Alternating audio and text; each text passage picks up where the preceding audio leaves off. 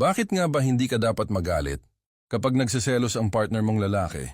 Kung nagsiselos ang isang lalaki, huwag kang magagalit dahil hindi yan nagsiselos dahil wala siyang tiwala sa iyo kundi nagagawa niya lang yan dahil sa pagiging territorial. Ganito kasi yan, ang utak ng lalaki ay pare-pareho lang. Katulad ng isang bahay, lahat ng lalaki ay may tiwala sa kandado ng bahay nila pero ayaw pa rin nilang may lumalapit o pumapasok sa bakuran nila. Ganon din gumagana ang utak nila sa pag-ibig, kaya kung nagsiselos ang lalaki mo, huwag kang magagalit bagkus bigyan mo siya ng assurance. Ayaw lang kasi nila ng nakakatanggap ng disrespect, galing sa iba, kaya ang pagiging territorial ang natural nilang response.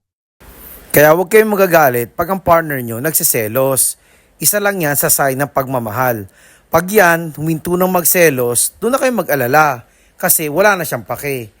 Kaya hanggat nagsiselos siya, mahalin nyo siya, huwag nyo paghihinalaan.